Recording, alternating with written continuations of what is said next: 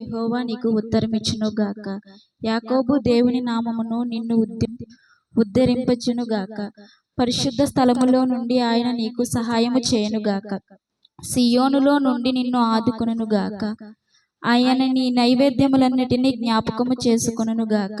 నీ దహన బలులను అంగీకరించును గాక. నీ కోరికలను సిద్ధింపజేసి నీ ఆలోచన యావత్తును సఫలపరచును గాక. యెహోవా నీ నిరీక్షణను బట్టి మేము జయోత్సాహము చేయుచున్నాము. మా దేవుని నామమును బట్టి మా ధ్వజము ఎత్తుచున్నాము. నీ ప్రార్థనలన్నీయు మేము సఫలపరచును గాక.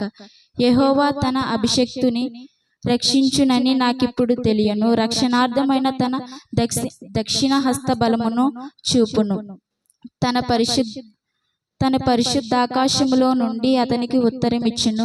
కొందరు రథములను బట్టియు కొందరు గుర్రములను బట్టియు అతిశయపడుదురు. మనమైతే మన దేవుడైన యెహోవా నామమును బట్టి అతిశయపడుదుము. వారు కృంగి నేల మీద పడి ఉన్నారు. మనము లేచి చక్కగా నిలుచున్నాము. యెహోవా రక్షించుము. మేము మొరపెట్టినప్పుడు రాజు మాకు ఉత్తరమిచ్చును గాక. ఈ చిన్న వాక్యం దేవుడు దీవించును గాక. ఆమేన్. అందరూ ఆమేన్ చెప్దాం.